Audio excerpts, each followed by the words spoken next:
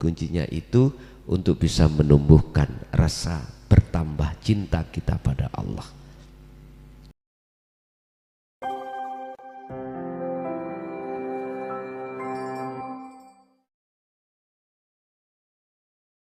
Cara menumbuhkan rasa di dalam hati ini semakin lama semakin mahabbah, semakin cinta pada Allah. Ini terlepas dari teori syariah, Pak, ya. Terlepas. Mungkin saya ngambil dari makom mungkin bulat. Jadi langsung saya memakai makom panjenengan yang sudah di la ilaha illa anta, sudah di hakikat, sudah di ilmu tasawuf. Apa yang harus kita junjung tinggi selalu, setiap saat dan waktu, setiap hari yang Allah kasih waktu kita 24 jam ini. Yang 24 jam itu terbagi menjadi 2 ibadah. Satu ibadah yang mahdhuf, yaitu ibadah yang murni. Contoh salat, zakat, puasa, haji, baca Quran, itu yang murni.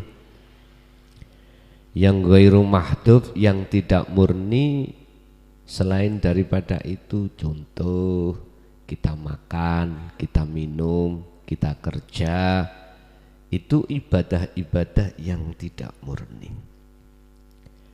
Terus bagaimana caranya ketika saat waktu itu berlangsung, hati kita semakin lama rasa mahabbah itu semakin besar.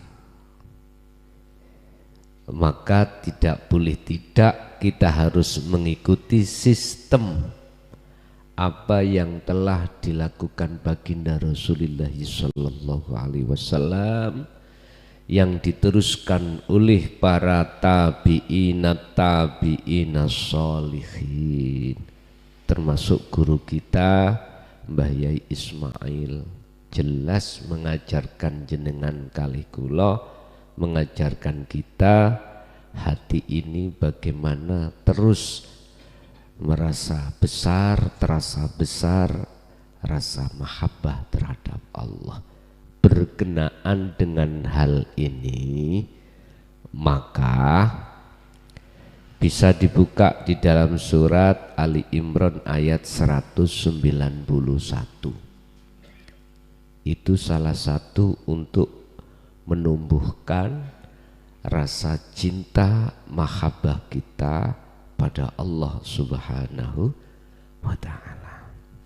Di situ disebutkan alladzina, orang-orang yadhkuruna kang menjaga zikirnya, baik kiaman ketika saat berdiri, wa qu'udan, dan ketika beliau duduk, wa ala junubihim, dan atau dalam keadaan kondisi kita itu berbaring. Substansi makhluk syahid dalam ayat itu adalah yadhkurunallaha, berzikir. Maksud berzikir di sini tidak harus miturut makom syariah, dan juga tidak harus miturut makom thariqah. Berzikir di sini yang dimaksud adalah dalam hati ini ada satu kesadaran bahwasanya apapun yang muncul dan timbul, baik yang ada kaitannya dengan kita ataupun terhadap makhluk yang lain, hati jenengan harus selalu menumbuhkan rasa keimanan bahwasannya yusyahiduna annal fa'ila huwallahu ta'ala, yang menggerakkan, yang memperjalankan, yang memperperankan semua makhluk itu adalah Allah. Dan Allahnya tidak jauh terhadap diri kita. Wadzahiru wal batin.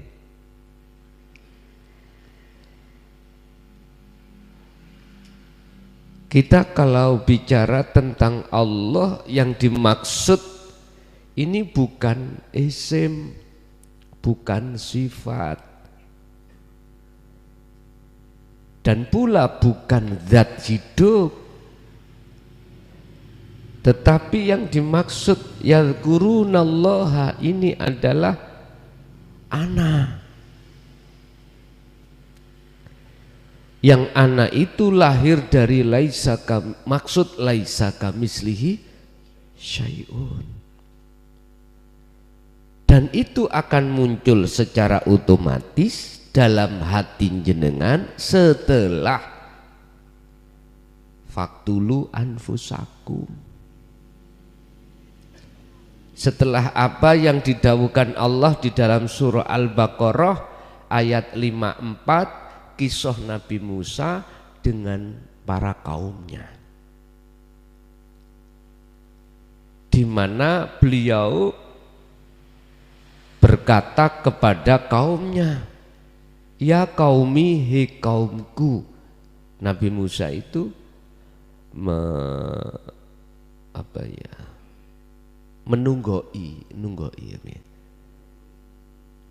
menunggui umat itu 1000 tahun, Pak, kurang 50 tahun, berarti 950 tahun. Kalau Kanjeng Nabi hanya berapa? Enggak ada 100 tahun, hanya 63 tahun. Tapi diteruskan oleh tabi'ina sholihin, entah dari unsur nasab, entah dari unsur sohib. Yang jelas diteruskan sampai sekarang 14 abad.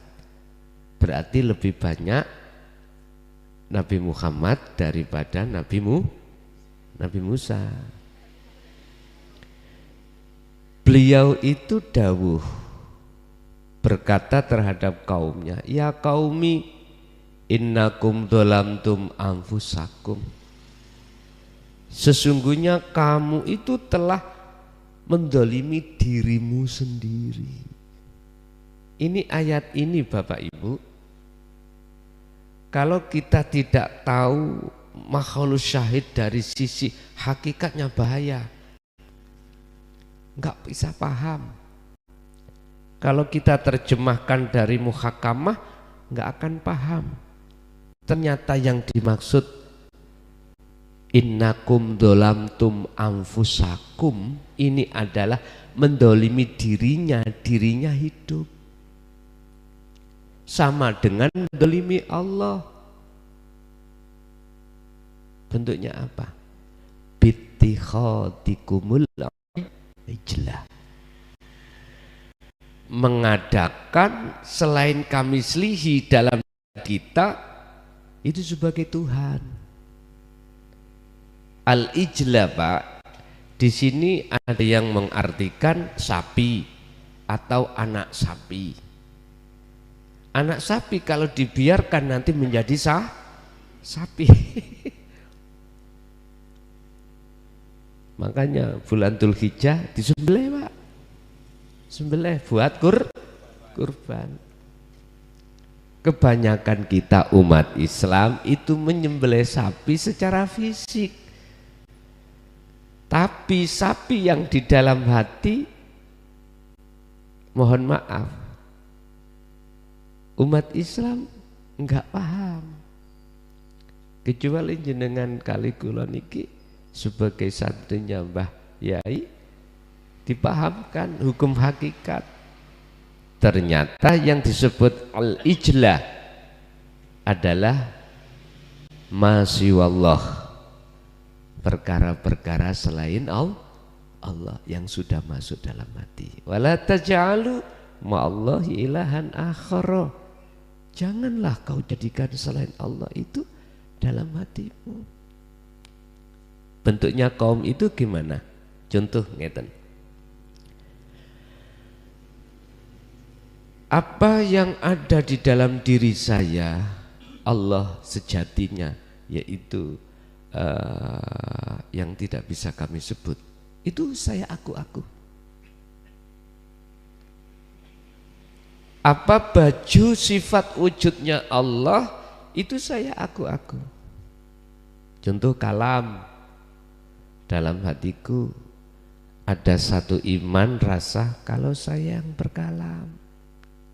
Ini maksudnya saya telah mendolimi diri saya. Itu sama halnya mendolimi Gusti Allah. Tak rampas sifat Allah itu. Dalam diri saya merasa punya ini, punya itu, bisa ini, bisa itu. Itu termasuk pendoliman saya. Bapak Ibu, ini akan terjangkit terhadap seluruh umat manusia. Terjangkit pada seluruh umat manusia kecuali illa ibadaka minhumul mukhlasin, kecuali hambamu ya Allah yang tidak bisa kuplesetkan, kata iblis, yaitu hamba sebagian di antara minhum mukhlasin yang jenengan pilih. Siapa hamba yang dipilih Allah? Alladzina yastami'unal qaula wa yattabi'una ahsanahu. Az-Zumar 17:18. Dialah mereka golongan yang ketika saat ajaran hakikat yang disampaikan ini dia dengarkan dan dia terima dalam hati, lalu dia ikuti, dia amalkan. Lah inilah Pak, golongan yang tidak bisa dipengaruhi oleh hawa nafsu dalam diri kita. Awalnya kita kena awalnya, tapi berhubung kita mengikuti ajaran Kanjeng Nabi di jalur dinut tauhid, di situ mulai paham. Akhirnya kita akui kalau kita selama ini pendosa pada Allah, ruhaniah kita, hati kita. Oleh sebab itu, hei kaumku, lekas bertobatlah. Caranya bagaimana? Faktulu anfusakum, bunuhlah dirimu. Bahasa lugat murodnya begitu. Lah niki nek boten di, kalau tidak diurai faktulu anfusakum, semua manusia habis ngaji pulang langsung bunuh diri. Bukan itu maksudnya. Faktulu podo, membunuhlah kamu sekalian anfusakum, pada dirimu sendiri. Ternyata apa Bapak Ibu? Ma'asyiral muslimin rahimakumullah, adalah tindakan dalam hati kita melepaskan keakuan diri sebagai makhluk yang bisa ini, bisa itu, punya ini, punya itu. Otomatis caranya, jalannya adalah yakfur bittaghuti wa yu'min billah. Tinggalkan pengakuan-pengakuan kita sebagai makhluk yang bisa ini, bisa itu. Sebab sejatine makhluk asline itu adalah la haula wala quwata. Saged bisa dipaham Pak nggih? Nggih. Aku yakin karena sampean sudah bermodalkan pengetahuan makrifat dari Mbah Yai, jadi saya enak tinggal mentaukiti aja. Pokoknya paling enak saya ngaji di Bondowoso Pak, Siti Bondo. Karena beliau adalah santrinya Mbah Yai, jadi kula tinggal nambahi ngoten mawon. Bapak Ibu hadirin jamaah rahimakumullah. Lah, bisanya kita yakfur bit tauhid, tinggalkan iman rasa kalau kita yang melakukan.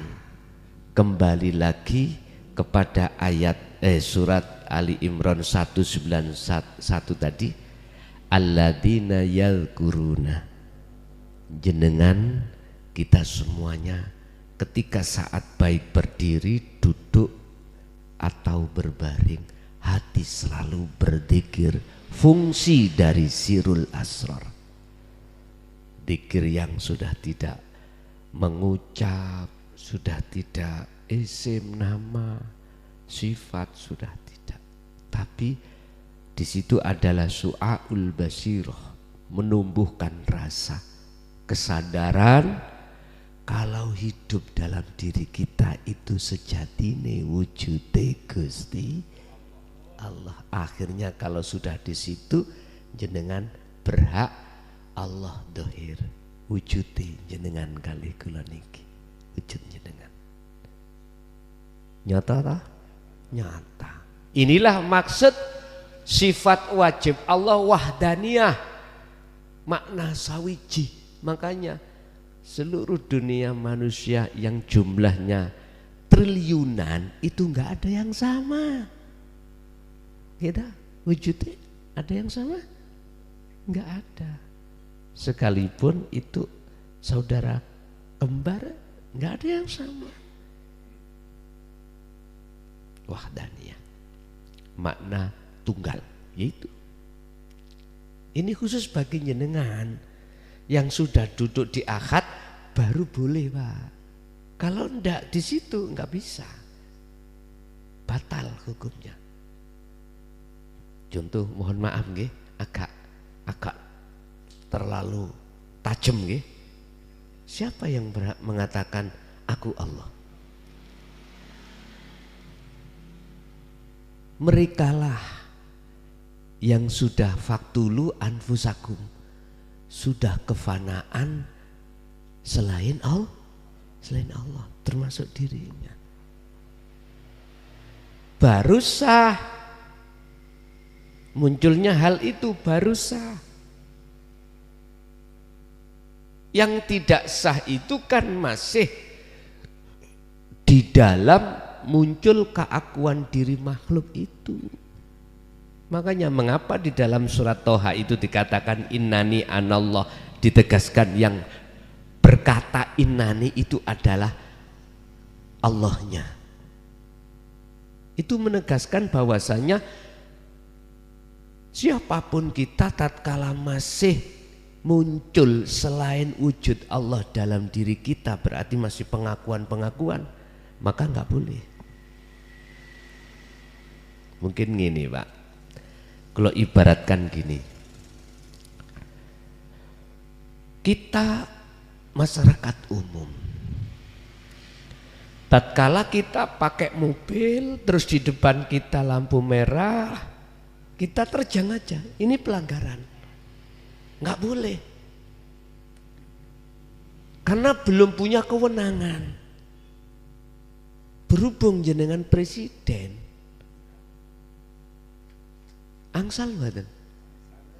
Boleh. Karena makom jenengan sudah di situ. Makom kefanaan selain Allah sudah. Artinya, apakah Allah itu terikat atau diikat dengan hukum? Dan atau apakah hukum kita manusia bisa mengikat terhadap Allah? Enggak bisa. Allah bersifat jaiz. Wenang in arada syai'an ayyaku lalahu kun. Lah sudah. Lah untuk menumbuhkan hati kita semakin lama semakin besar rasa mahabbah kepada Allah, kita harus ikuti. Seperti apa Kanjeng Nabi, jalankan. Kanjeng Nabi sudah menteladankan terhadap kita, ya kita ikuti. Termasuk salah satu di dalam ayat itu, ketika kita berdiri atau kita duduk atau kita berbaring, hati harus selalu menjunjung tinggi.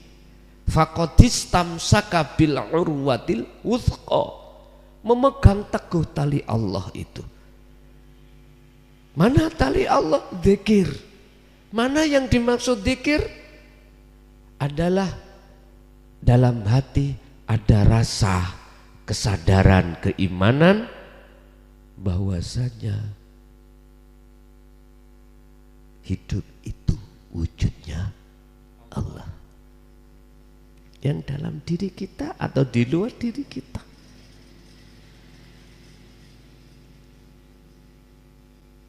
Ini sebatas ilmu loh Pak nggih.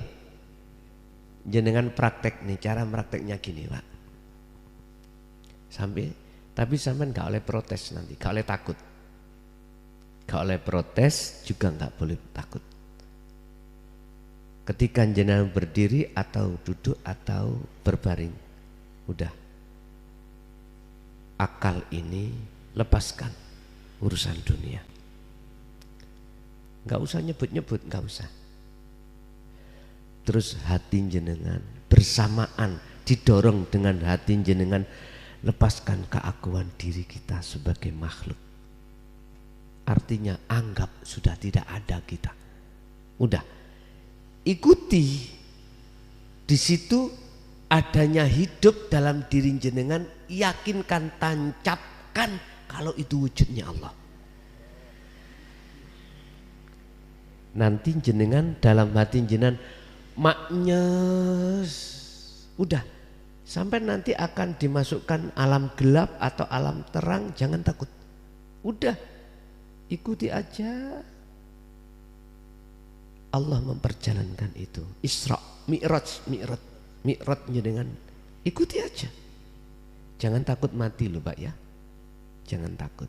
Jikalau mati, ya sudah waktunya. Enggak balik maksudnya. Lah memang kita iman toh, idza jaa ajaluhum, ketika itu datang kan nggak bisa diundurkan, nggak bisa dijukan toh. Lo untung lo kita mati dalam keadaan zuhud, khalwat itu. Selalu berzikir. Tanamkan rasa dalam diri jenengan bahwasanya hidup dalam diri jenengan itu adalah wujudnya Allah. Maksud saya biar dalam hati sampean muncul tertanam akunya Allah. Ini bahaya loh Pak kalau didengarkan orang syariat. Tapi berhubung saya sudah istilah teken lanjut, jenengan harus lanjut. Saya sendiri sudah tidak melihat resiko di depan saya Pak. Andai kata saya masuk penjara lagi, dituduh, mboten napa-napa. Mboten napa-napa. Lah nek kula lanjut jenengan melok lanjut. Lah nek kula lanjut jenengan gak lanjut, terus kula lanjut dhewe. Terus ngajine ambek sapa? Wong Mbah Yai mawon sampak sedo, gitu. Lah iya. Mbah Yai mawon ngajarkan ini sampak sedo. Saya juga harus mengikuti. Sampai kapanpun ya harus saya sampaikan. Walaupun resiko di situ, walau karihal musyrikun, walau dibenci oleh seluruh dunia, enggak ada masalah. Dan itu mungkin lebih baik kuterima daripada kupuja, daripada saya dipuja. Lebih baik saya dibenci daripada saya dipuja. Karena pujaan itu tempatnya hanya pada Allah. Pada Allah. Pun. Baik ketika jenengan berdiri dalam keadaan sholat atau kerja, atau duduk dalam keadaan duduk jenengan, entah duduknya sholat atau di luar aktivitas sholat atau berbaring, udah lakukan cara yang saya katakan tadi. Itulah maksud faktulu anfusakum, bunuhlah dirimu, berarti lepaskanlah rasa keimanan kalau kita yang melakukan, kalau kita yang bisa ini bisa itu, punya ini punya itu. Sebab ya itulah maksudnya nafsu. Inna nafsa la amaratum bisu, yaitu nafsu, yaitu pengakuan diri yang bisa ini bisa itu, yaitu sejati di nafsu. Bukan yang dikatakan hukum syariat nafsu itu yang itu jasadmu, kamu punya kehendak untuk maksiat. Bukan itu saja nafsu itu.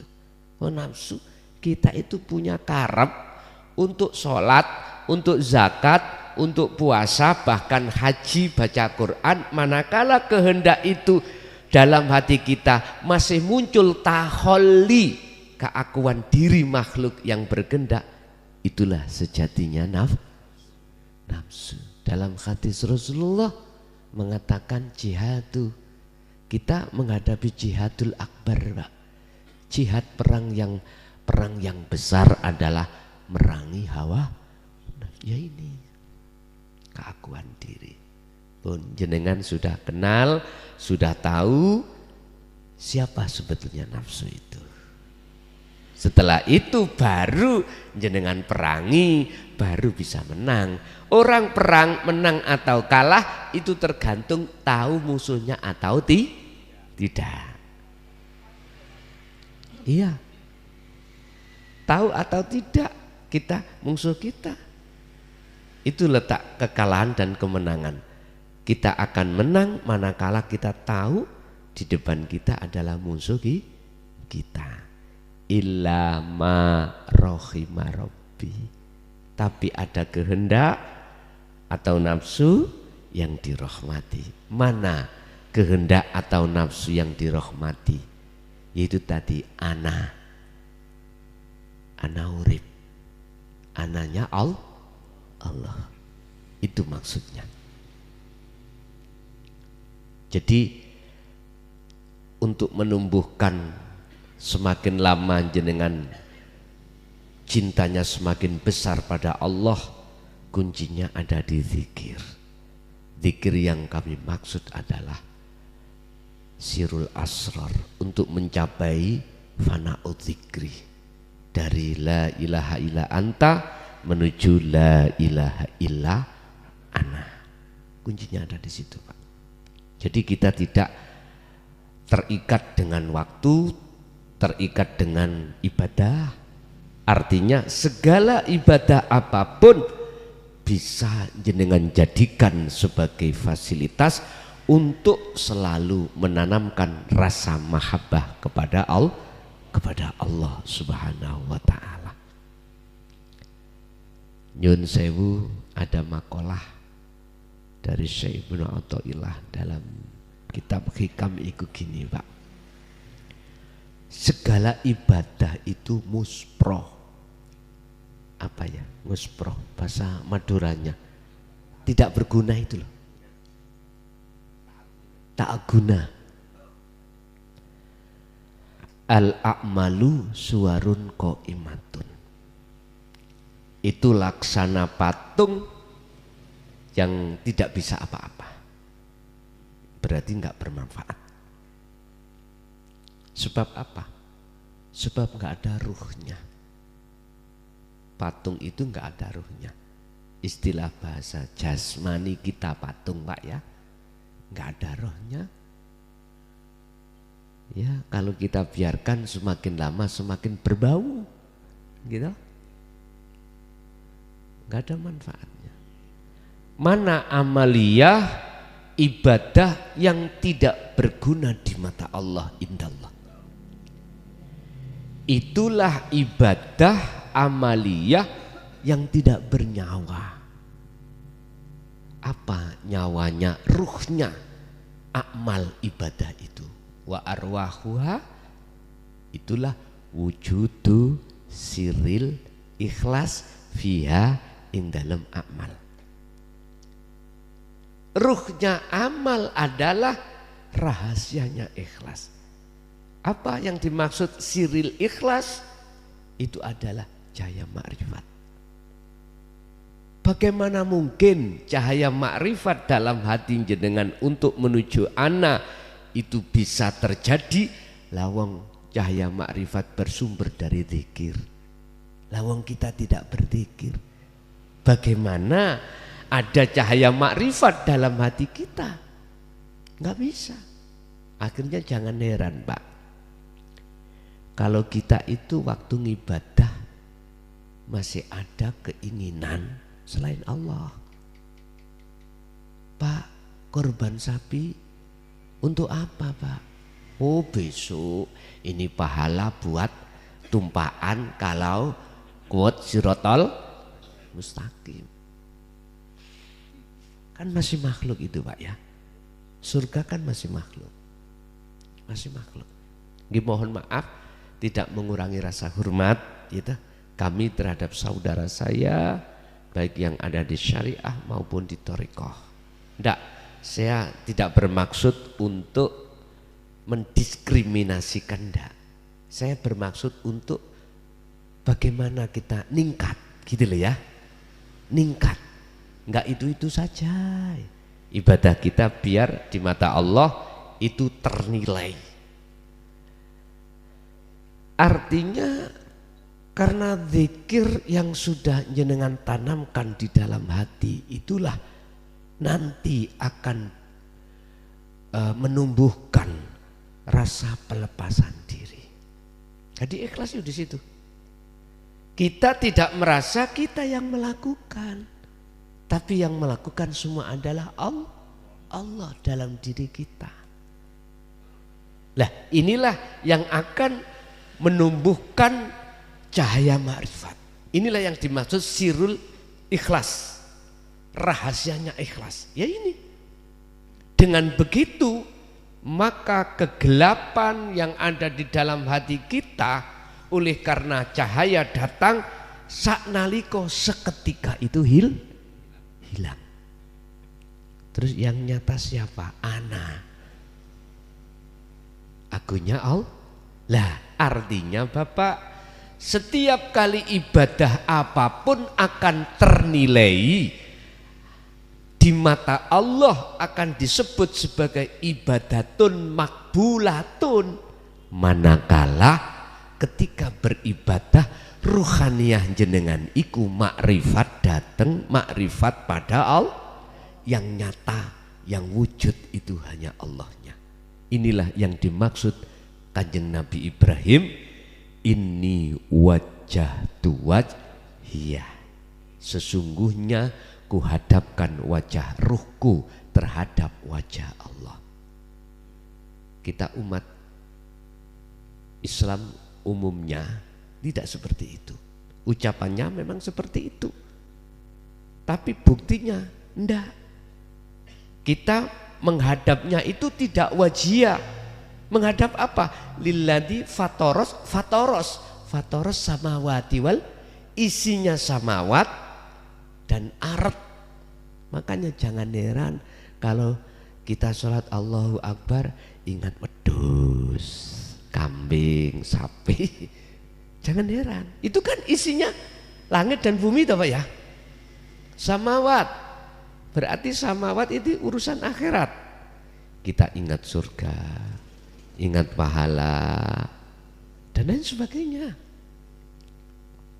Kita itu wajah ruh kita ngadepnya ke situ. Padahal Nabi Ibrahim tidak seperti itu, harus wajihiyah.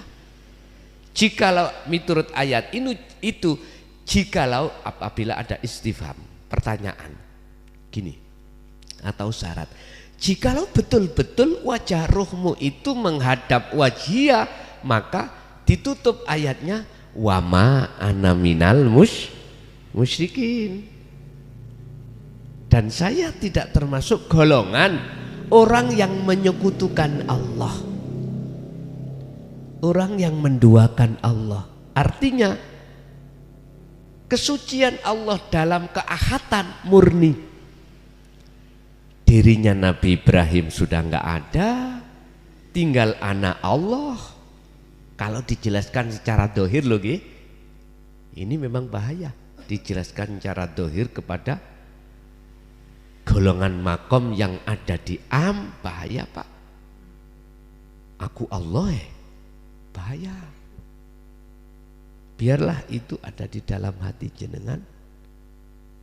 Secara syariat, lesan, cukup kita ngomong sesuai dengan hukum syariat. Satu contoh, ibu ditanya, Bu, jenengan sing belanjani sinten, yang kasih belanja siapa?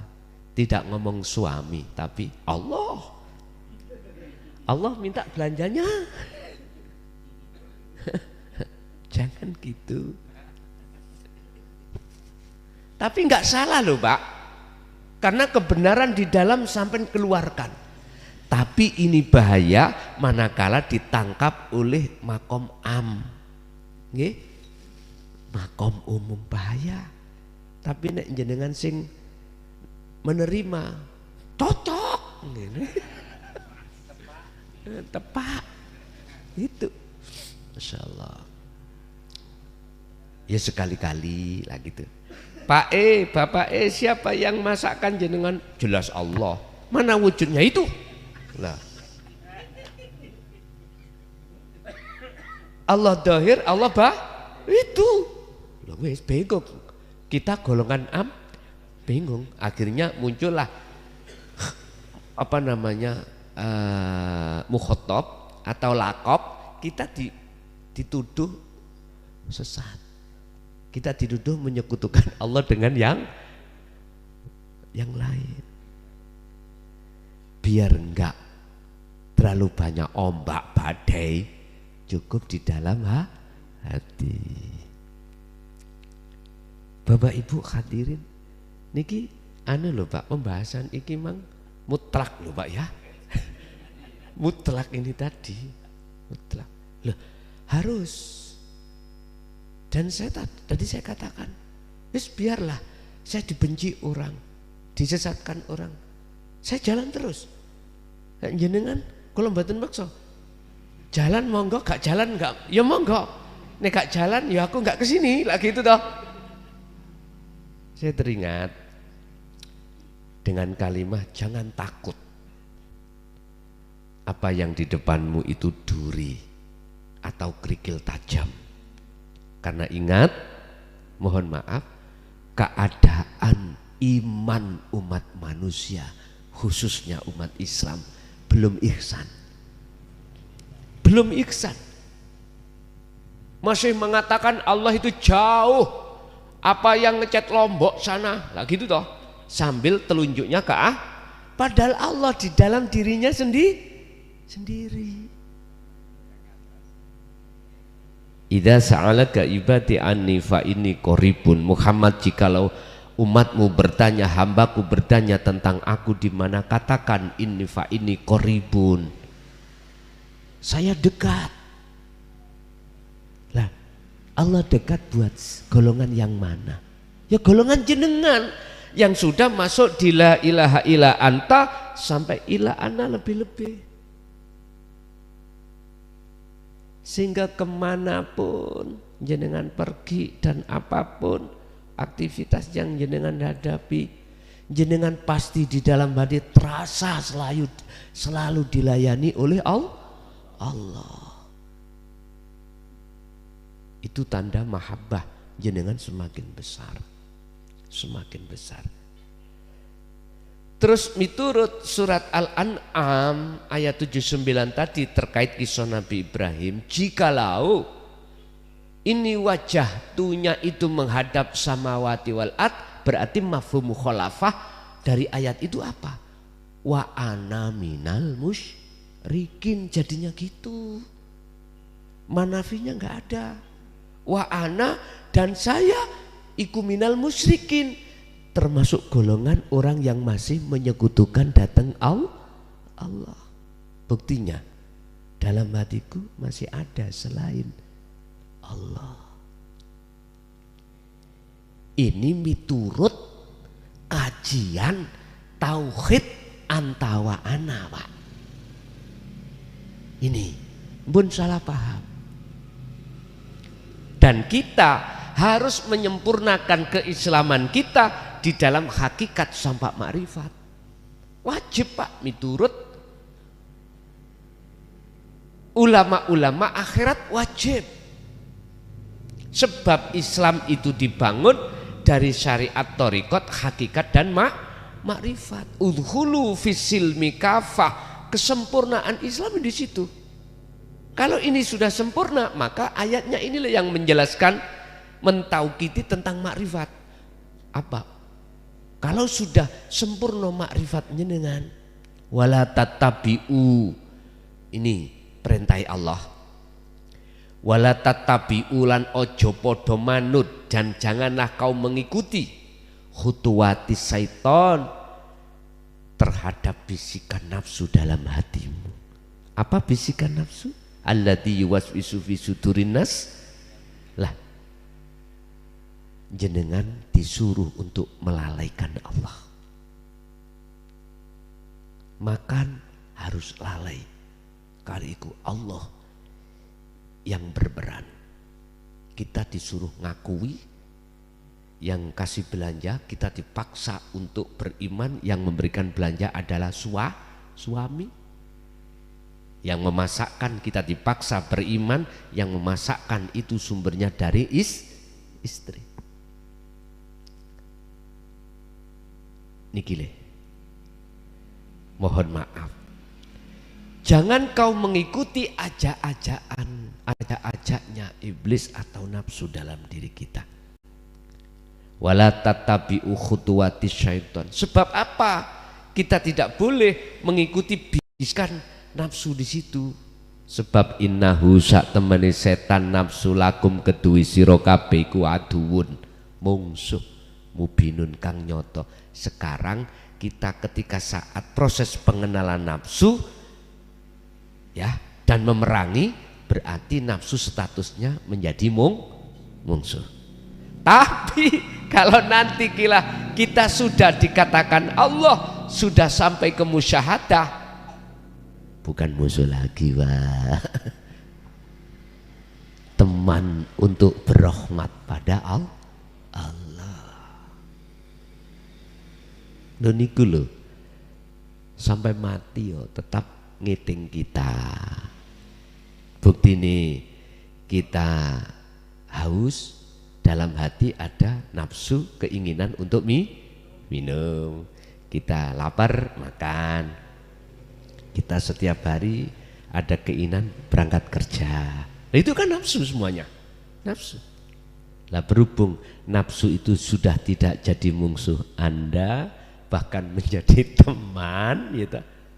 Akhirnya semuanya kita ajak untuk ngabdi kepada Allah. Tapi ingat, sepanjang sejarah iblis ora gelem sujud. Baik ketika saat Nabi Adam masih hidup ataupun sudah mati. Artinya nafsu itu walaupun sejinak apapun, tetap kita harus waspada. Itu teman kita. Ingat, ada istilah teman dalam selimut. Intinya ayat itu kita harus selalu waspada. Cara untuk waspada, ikuti Rasulullah dan pengikut setia Rasulullah. Siapa? Alladzina yadhkurunallaha, dialah mereka yang selalu berzikir, baik ketika berdiri, ketika duduk, ketika ketika berbaring pun. Kuncinya itu untuk bisa menumbuhkan rasa bertambah cinta kita pada Allah. Nanti kan beda, Pak, kalau sudah menjadi kekasihnya, bukan kewajiban yang kita lakukan, karena kewajiban enggak. Anda bukti kalau istri kita itu cinta, suami kita cinta, mohon maaf, bukan memberikan layanan atau memberikan kewajiban, itu kewajiban, enggak. Udah, di situ sudah tidak terhukumi apapun. Ya udah, kebutuhan. Nah,